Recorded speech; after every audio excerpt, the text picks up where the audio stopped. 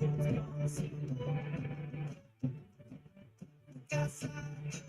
morning.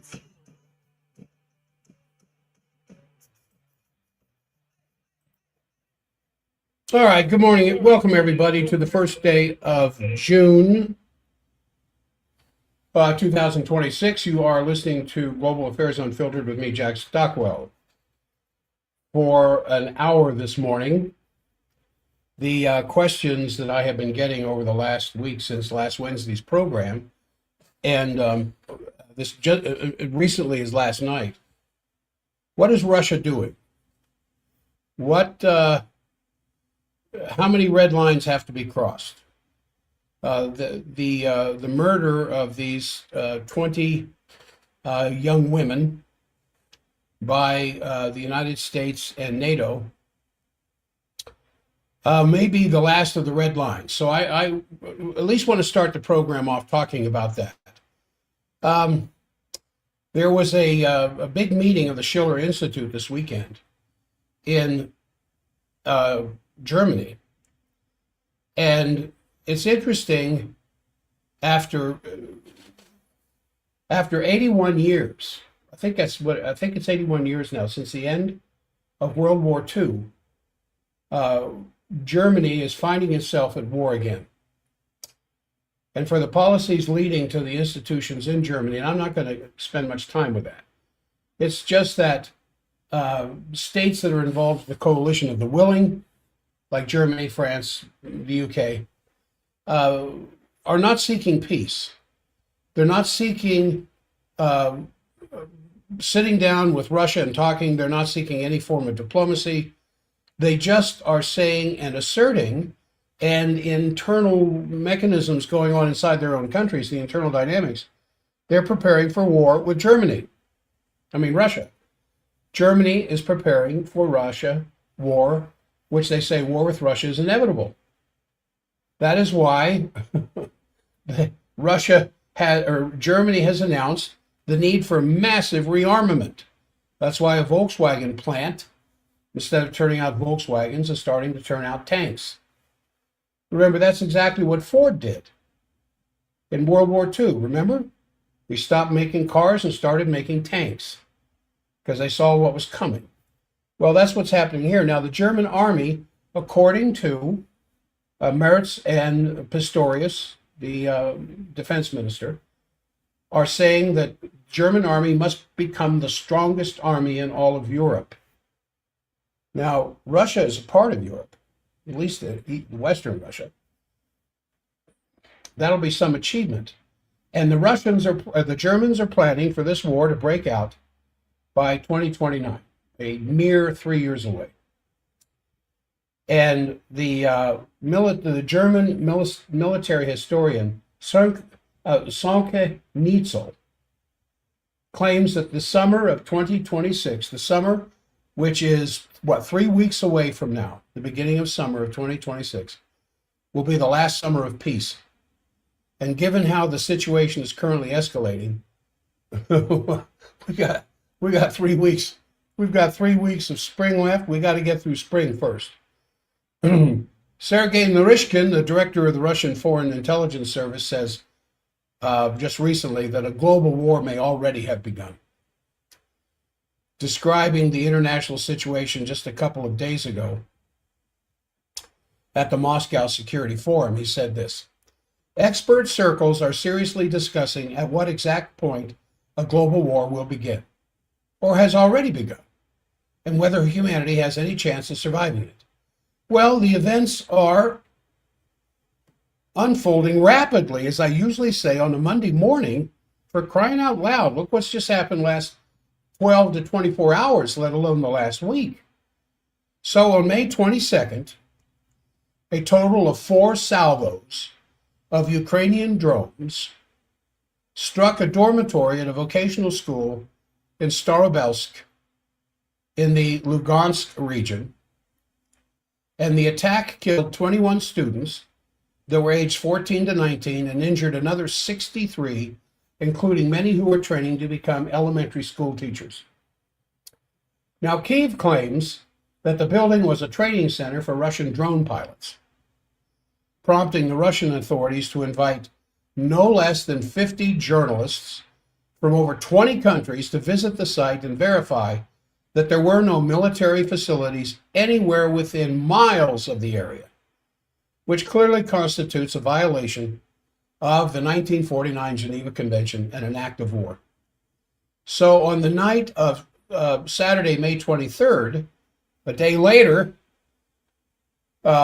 to Sunday, May 24th, a week ago, Russia subsequently carried out a fierce missile attack on military and industrial targets in Kyiv, inside Kyiv, and the city of Belya-Tserkov, using, among other things, the hypersonic nuclear-capable Oreshnik, the hypersonic cruise missile Zircon, as well as several dozen Iskander ballistic missiles and around 700 drones. And the European leaders from Kaja Kallas, von der Leyen, Merz, Macron, all said, oh, this is just a reckless escalation. While the media quickly was downplaying the situation, claiming the Oreshnik was not all that effective and it's only there to spread fear. Yet neither they nor the German mainstream media even mentioned the attack on the vocational school as the trigger for this attack on Kyiv, or at best in some half-hearted aside, saying, well, yeah, you know, we did kill a bunch of their young ladies. So on May 25th, the Russian Foreign Ministry issued a statement declaring that the attack on the school was the last straw. Now, the purpose of my presentation today is, what is Russia going to do? When is Russia going to do it? Does Russia mean it when Russia says that was the last straw? Killing these young ladies trying to become elementary school teachers, when there were no defense, no offense, no militaristic explanation of anything within miles of the school, and that an unprecedented number of military strikes against decision-making centers in Kyiv were imminent, and that diplomats should leave the city. I reported that last week, remember? The Russian Foreign Ministry was kind enough to tell foreign diplomats, you better get out of the city. And of course, the Western powers, the coalition of the willing, thinks, oh, it's just another threat, just another Ruski threat, don't worry about it. Well, the Ukrainian Foreign Ministry informed these foreign embassies that the threat level was no higher than in previous years, and that these Russian attempts are just blackmail, and that diplomats should stay in town. So the European Union ambassador to Ukraine, Katerina Mathernova, posted on Facebook that the diplomats were not going anywhere, and that the Russian Foreign Ministry statement was simply a masterpiece of hypocrisy, and don't take those Ruskies seriously. So that's the purpose of this program today. Where's this going to end? Because with Western support, Ukraine is crossing red lines, which Russia has established, one after another. And by Western support, of course, I mean the United States as well as the European Union. Because those drones, those 4 salvos, one after another, right out of IDF playbook, could not hit that target without the use of American satellites. So one after another, Russia warns of the consequences of these actions. The West downplays these warnings, claiming, Russia doesn't really have any red lines. It's just bluff. So Russia's Deputy Foreign Minister, Rabkov, stated on May 26th at this International Security Forum in Moscow at the same time, saying this: the chances that the nuclear powers will enter into an armed confrontation with potentially catastrophic consequences are now greater. Now, I wish I could get on here and talk about gardening techniques I learned over the weekend that really impressed me, being in the backyard of some dear people. And they have these grow boxes. And I don't know where the inspiration for this sustainable lifestyle came from, but they've got these grow boxes, half black soil, half manure, and they mixed them all up, and then they have these beautiful green shoots bursting out of the soil for almost anything you would want to put into a salad and an herb garden. And I stood there looking at this, and I was so impressed that I wanted to do the same thing, but living where I'm living, I can't have a garden. And I miss being able to do that. And I would love to talk about that. But we have to realize that what is going on the other side of the planet, of which we are hand in hand apart, is moving towards the complete annihilation of the human race, and backyard grow boxes aren't going to matter much. Because the attack on the school in Staroselsk is merely the latest escalation in a series of aggressions and crossing of red lines, which during the Cold War would have been regarded as NATO's entry into the war. Remember, first, the Kursk offensive, during the Ukrainian troop advance 35 kilometers into Russian territory, back from, what was it, August 24 to March of 25. Something was just playing there. All right, I'm going to put K-Talk on hold. That's the first time that's shown up in a while. So I'm just talking to those of you on the stream. So the Kursk thing was this big offensive a year and a half ago. And then on June 1st of 2025, a year ago today, the so-called Operation Spiderweb, in which Ukraine launched this attack against 4 Russian military airfields that are part of the nuclear triad. The nuclear triad, of course, is land, sea, and air. So you've got land-based ballistic missiles, you've got air-based cruise, and the glide missiles, and then you've got the submarine launched. So the nuclear triad includes all 3 launch facilities, capabilities. And so they were trying to take out the 4 Russian military airfields that are part of the nuclear triad.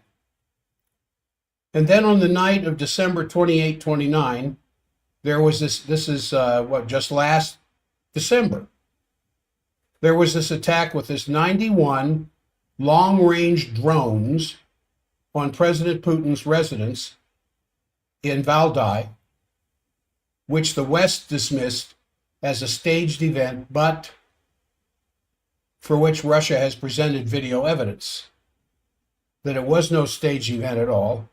It was actually a real attempt to kill Putin. So, in particular, the last 2 of these 3 attacks that I just described could have led Russia to use nuclear weapons based on its nuclear doctrine that was updated in November of 2024, as this has been a proxy war by NATO against Russia from the very beginning. Everybody knows that. And none of the aforementioned, the 4 series of attacks that I just got through describing over the last 5 minutes, could have taken place without the technical assistance of the United States, the United Kingdom, and NATO. So there's no mistaking in Russia's mind who's responsible for this, because the Ukrainians, in and of themselves, are incapable of these precision strikes. And so the possibility of using nuclear weapons has long been on the table not least due to the joint exercise of the joint forces of Russia and Belarus from May 19 to 21 this month, or this last month, which according to the Russian Ministry of Defense involved the, quote, highest state of readiness for nuclear weapons. Now, does that mean DEFCON 1? You know, we have 5 levels, DEFCON 5 up to DEFCON 1. I don't know what DEFCON defense, I don't know what level we're at now. I would like to think DEFCON 5. But the Russians are at the highest state of readiness, according to their own Ministry of Defense.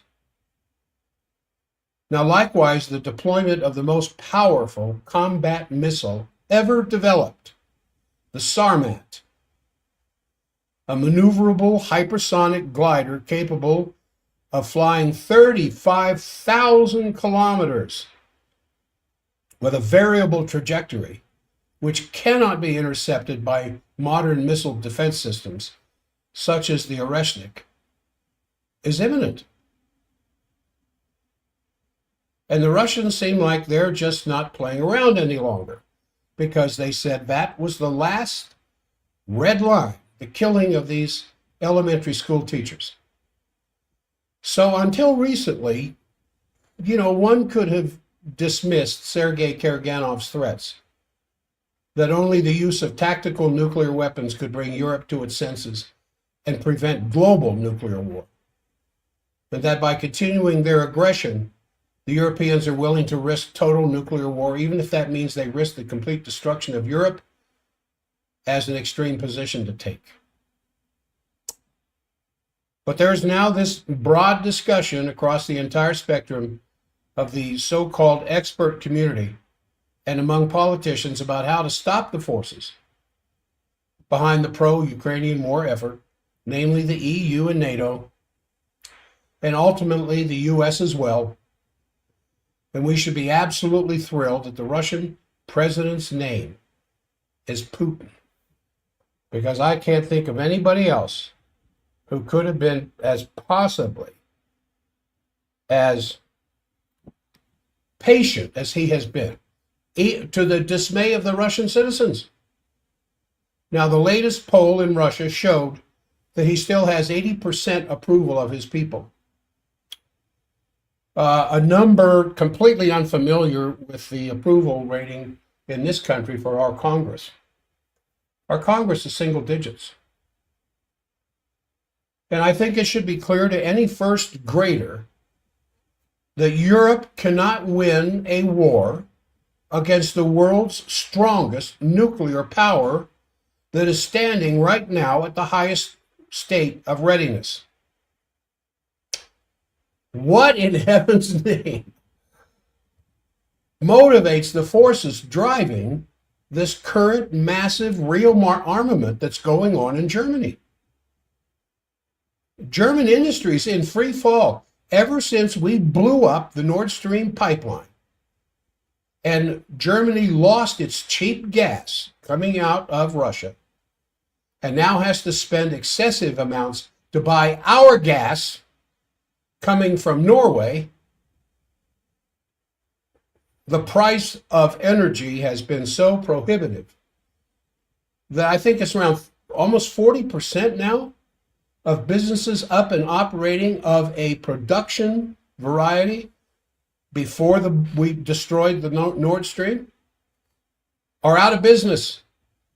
And traditional companies are trying en masse to avoid insolvency by switching to defense production, as the Volkswagen plant. Because now they can live off of government money.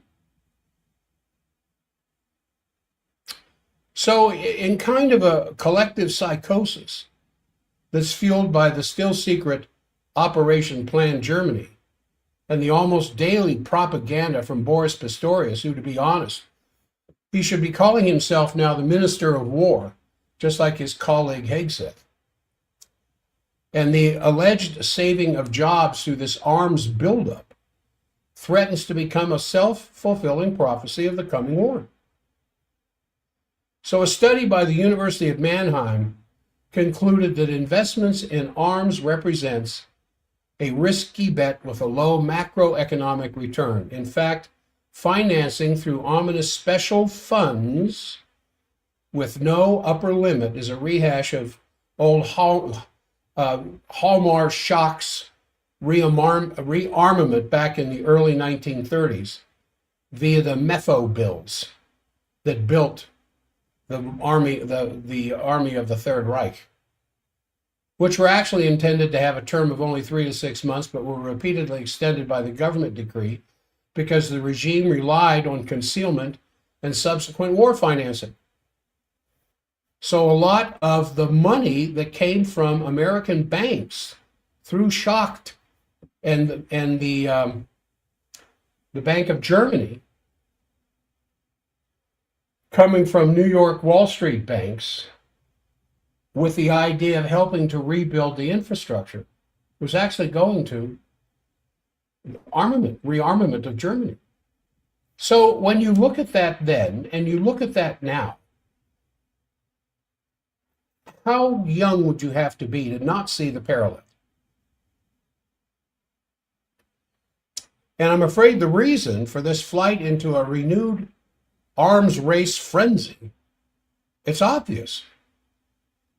The whole world is openly discussing how the West, in its attempt to impose a unipolar world order under its dominance after the end of the Cold War, has failed spectacularly. And the political elites of the West bear the heavy blame for having missed the unique historical opportunity of 1989, the fall of the wall and the end of the Cold War, to establish a new order of peace for the coming 21st century. And the Russian leadership at that time acted with extraordinary generosity in agreeing to German reunification, despite its history, and even agreed to a reunified Germany's membership in NATO. What were the Russians thinking? Albeit with the stipulation that no foreign troops would be stationed on the territory of the former German Democratic Republic. I see K-Talk has gone to another message.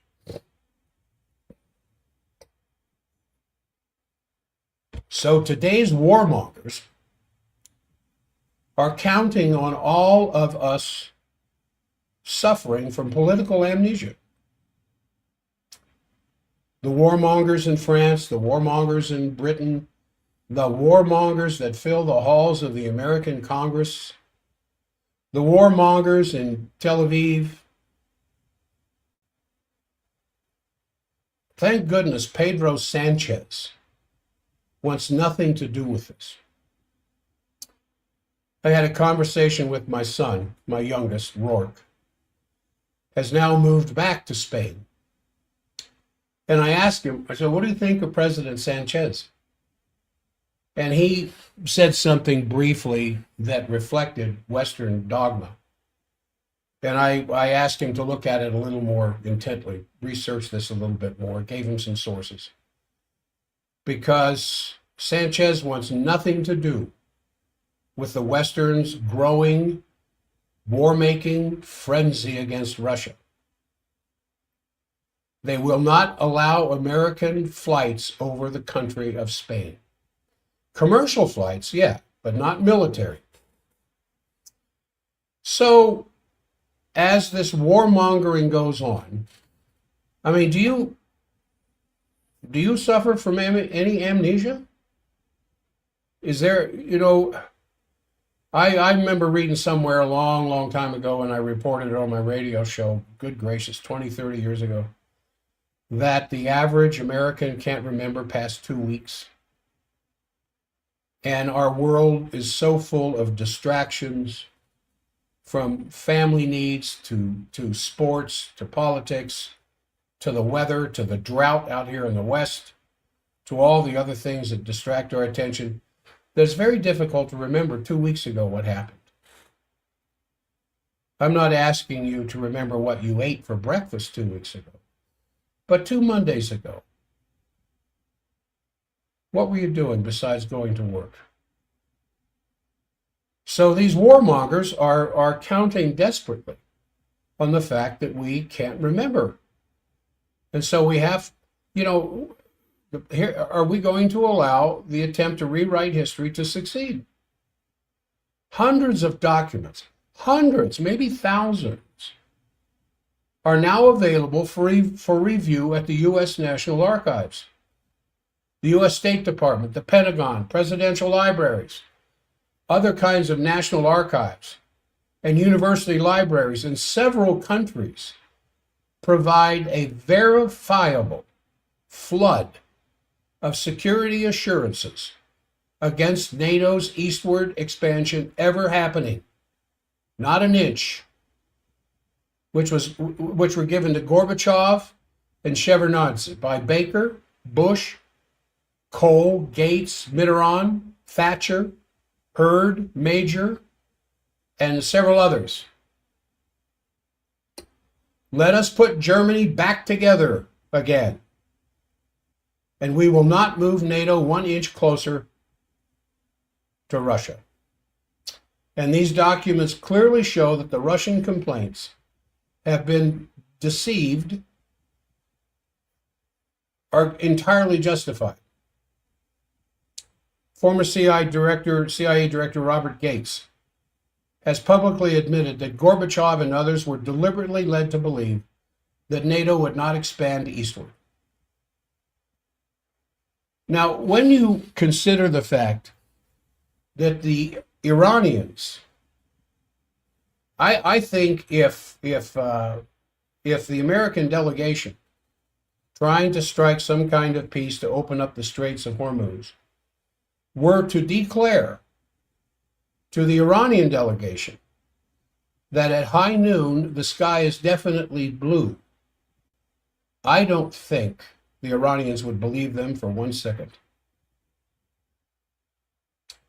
Why did Russia believe the West after, I think there were 6 or 7 definite movements towards the Russian border, Ukraine being the last one? And that's when Russia finally put their foot down and said, nope, that's enough. So the 6 times eastward expansion and the deployment of offensive weapons closer and closer to Russia's border, which amount to essentially a de facto reversed Cuban Missile Crisis for Russia, how could that not have been considered a provocation? The Helsinki Accords explicitly established the principle of indivisible security, but all of Russia's repeated warnings regarding the deployment of so-called defensive missile defense systems, which can be converted in a matter of days to offensive systems, in some cases within hours, that are currently located in Poland and Romania, were ignored.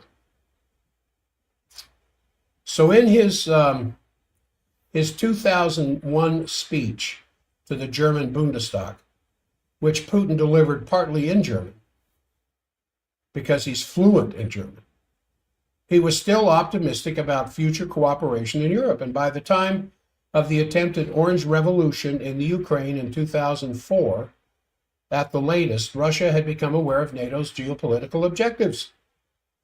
At the 2008 NATO summit in Bucharest, Angela Merkel, Francois Hollande opposed George W. Bush's demand for Ukraine and Georgia to join NATO because they knew that this would mean war between NATO and Russia. So John Mearsheimer, who's a regular on the Napolitano podcast, who every other word out of his mouth is just, in my opinion, some of the most reliable expressions of historical fact. He said that the Russian invasion of Georgia in August of 2008 should have dispelled any doubts about Putin's determination to prevent the accession of Georgia and Ukraine into NATO. And I think this was an attempt at the time by Putin to avoid a third world war. So then you have the 2014 Maidan coup, which was, of course, a Western-backed coup. Victoria Nuland boasted that the State Department had spent $5 billion on NGOs whose primary task was to prepare the ground for further color revolutions. So Nuland's infamous F the EU phone call with U.S. Ambassador Jeffrey Pyatt also remains unforgettable. Because on February 21st, 2014, then Foreign Ministers Steinmeier, Sikorsky, and Fabius guaranteed an agreement with President Yanukovych, which was supposed to enable a peaceful resolution of the conflicts with the opposition. Exactly one day later, the coup took place with the involvement of various intelligence agencies, all of which Steinmeier of Germany, at the very least, must have been aware of. But there was no longer any mention of the so-called guarantee of not an inch closer. A year later, Merkel took the lead in negotiating the Minsk II agreement, which concerned the autonomy of the Donbass. And both Merkel and Hollande later admitted that they had done so only to give the Ukraine time to carry out its massive, comprehensive rearmament. Then in his 13,000-word article published back on March 31st of last year, the New York Times released the findings of a year-long investigation based on 300 interviews, documenting that the United States had been directing the war in the Ukraine from the Clay Barracks in Wiesbaden since at least mid-April of 2022. This fully confirmed that the war in the Ukraine is a classic proxy war between NATO and Russia. And now, as a consequence, Germany is on the brink of war with the world's most powerful nuclear power. And one could argue, I suppose, that Germany's lack of sovereignty ultimately has made it a victim of the Anglo-American policy, but at the very least, since the so-called coalition of the willing has sought to undermine Putin and Trump's attempts to bring the war in Ukraine to an end and normalize relations between the two strongest nuclear powers. I mean, this simply sounds like the defense of a teenage parasite who asks the judges for mitigating circumstances, pointing out that he is, well, after all, just a minor. I'm not even 18, Your Honor. So the immediate threat of war in Germany and throughout Europe is merely a consequence of the elite's hubris in seeking to establish a unipolar world based on the Anglo-American special relationship after the end of the Cold War. And the policy of regime change, color revolutions, unilateral sanctions, wars of intervention have led to this massive boomerang effect, as a result of which the nations of the global South are now fully determined to finally overcome the 500-year period of colonialism and realize their inalienable right to develop into fully developed modern industrial nations without the oppressive hand of the IMF or the petrodollar or the presence of American bases. So even if the West's official narrative will indignantly reject this,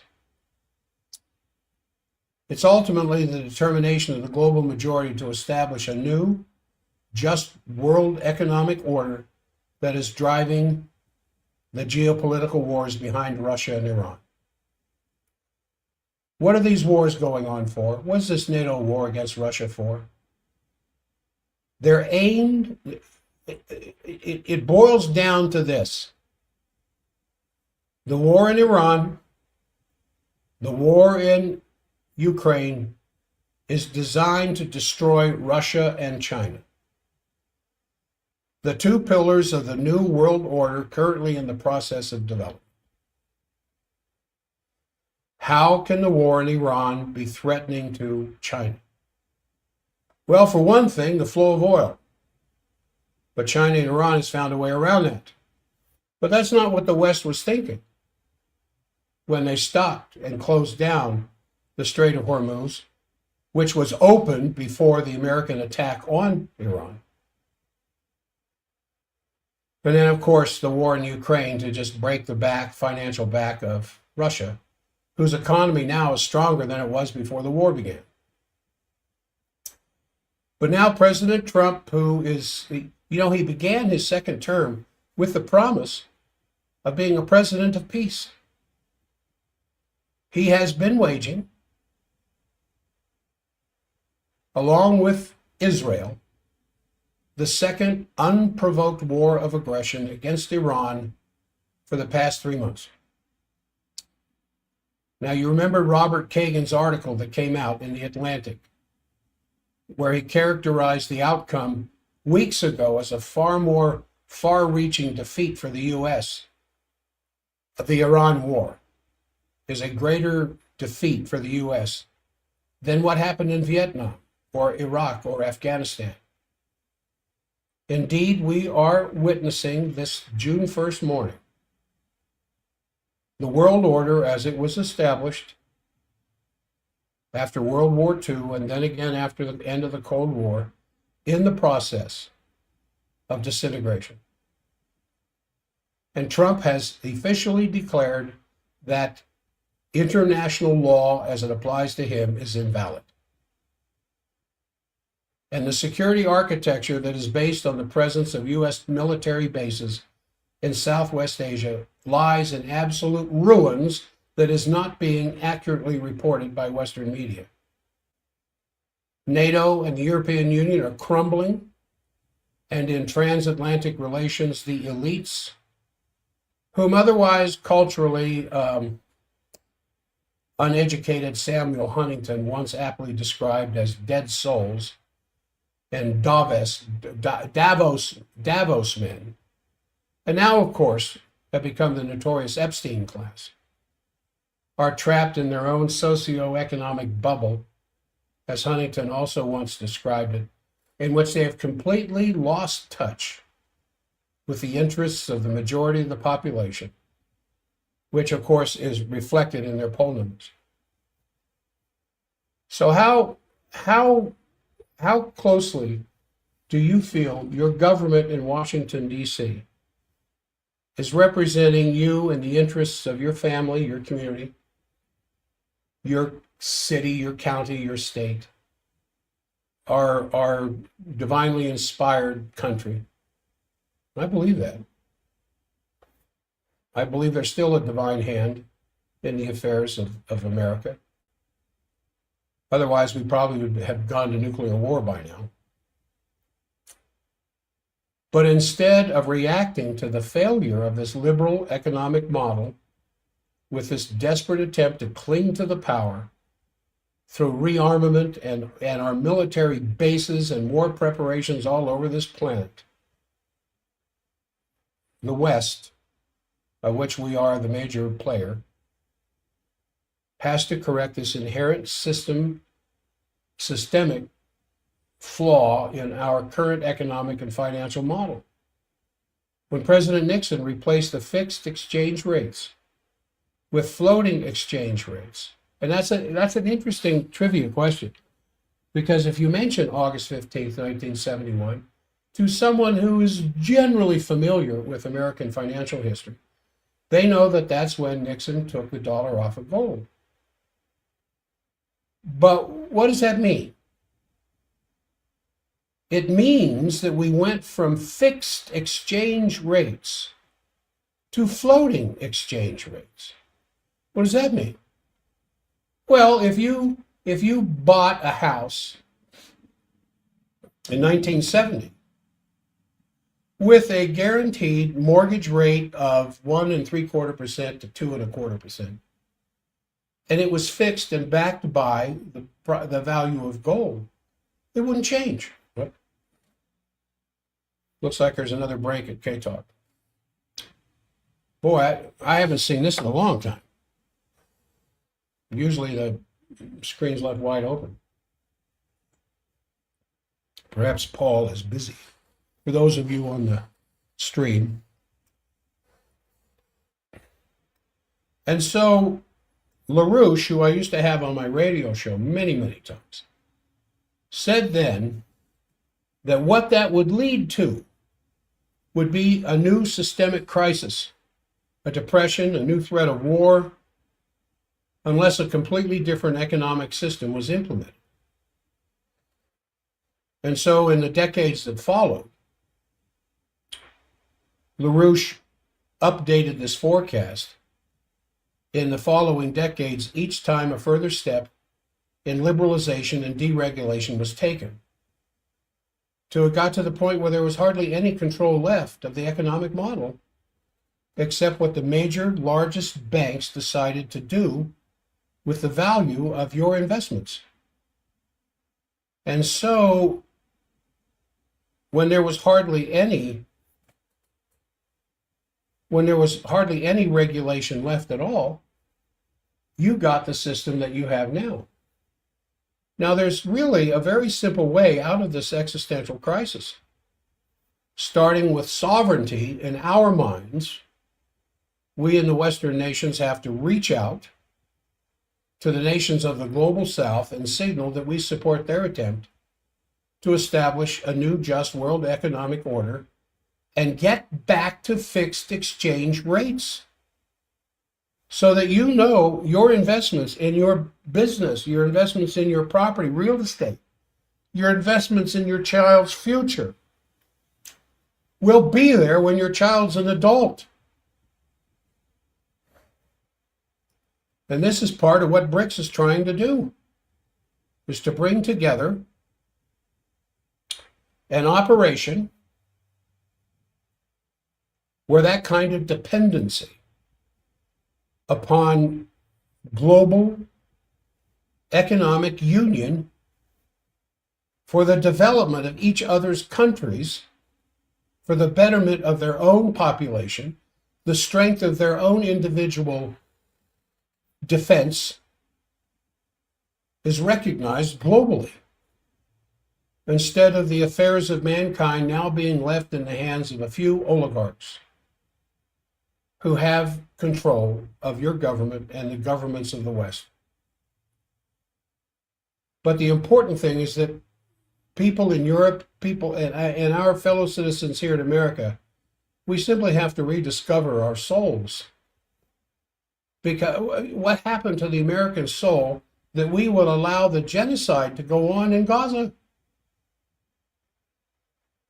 That we would allow that attack on that 160 young girls in the first hour of our unprovoked attack against Iran? What happened to our soul that we allow these atrocities to continue?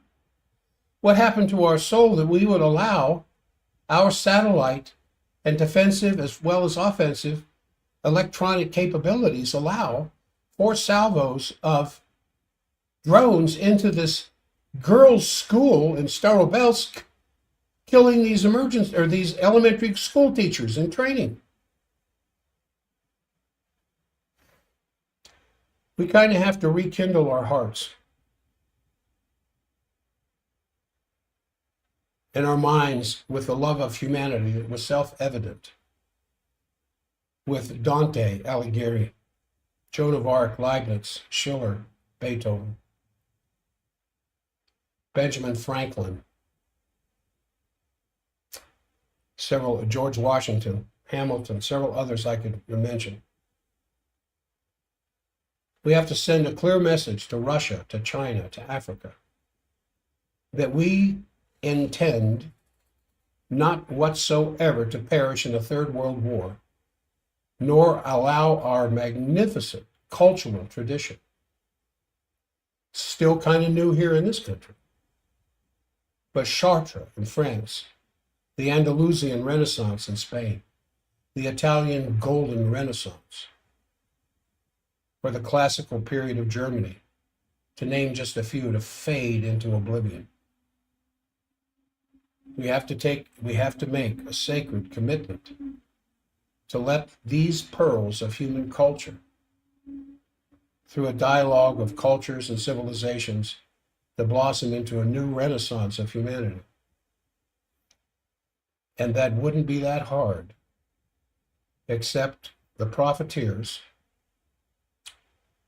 known as the Epstein class, continues to have control over the Oval Office, over the coalition of the willing, and over Tel Aviv. So we're kind of witnessing the end of multiple epochs. I mean, the world of our parents, the world of my childhood, is no more. Never has the dire description of current events attributed to Antonio Gramsci, where he said the old world is dying and the new world is struggling to be born, but now is the time of monsters. And sadly, my country, the United States of America, has become such a monster, foolishly dismembering the world order it originally sponsored at the end of World War II. And now the vote of the common man and the common woman seems meaningless, that regardless of what in the coming midterms, the 4 seated members of the House of Representatives that represent Utah, regardless of what is coming out of their mouth in their attempts to hold on to their seat, and all of the money that will be spent behind them, they will go back to Washington and do exactly what they've been doing up till now.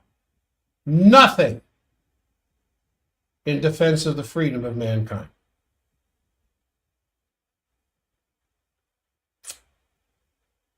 Five centuries ago, the birth of the Spanish and the Portuguese empires ushered in an age of European global supremacy. In 1609, the great Dutch jurist Hugo Grotius wrote Mare Liberum, the Free Sea, arguing persuasively that there could be no sovereignty, none whatsoever, over the maritime domain or constraint of free passage anywhere on this planet through the waters of our oceans. In 1648, the Peace of Westphalia enshrined the notion of the sovereign equality of states and their right to practice their own moral ideologies free of interference from others, as long as they didn't bother anybody else. Euro-American imperialism then imposed the Westphalian principles upon the world. And ironically, they proved incompatible with great power colonialism and simply inspired its demise, that concept of freedom. They live on the 5 principles of peaceful coexistence, but they're now under attack. In 1763, Britain decisively defeated the French naval power. Britannia then ruled the waves, and that maritime hegemony passed to the United States at the Battle of the Bismarck Sea in 1943. And that 263-year-long Anglo-American domination of the world's oceans enabled colonialism, but it imposed rules against piracy, the slave trade, the closure of straits and other international waterways, and other obstructions to freedom of navigation. These rules, eventually embodied in the UN Convention on the Laws of the Sea, are now routinely, almost predictably violated day to day. once the champion of the freedom of navigation, free trade, and the sovereign equality of nations, plying the seas, the United States Navy now attacks merchant vessels, seizes cargoes, resells the cargo, lawlessly murders the civilians in small craft whenever it's told to do so, blocks the blocking of straits, and in turn blockaded themselves without regard to the impact on global economy or other nations' well-being. And America routinely seeks the overthrow of foreign governments by immiserating their people. Yesterday, Syria and Venezuela. Today, Palestine, Iran, Lebanon, and tomorrow, we are told, Cuba.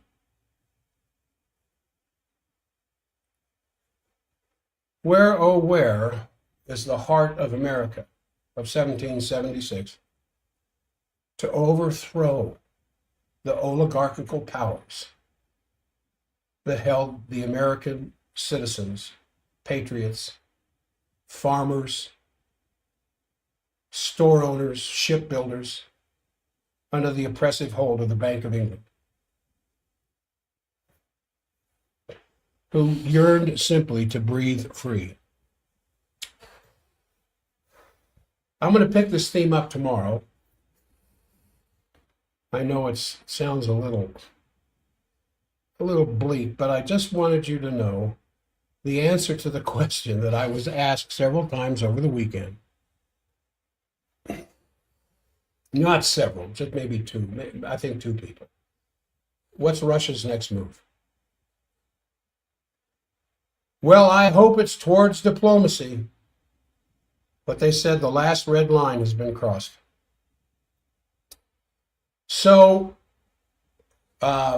just by way of announcement, I have 2 spots open this week.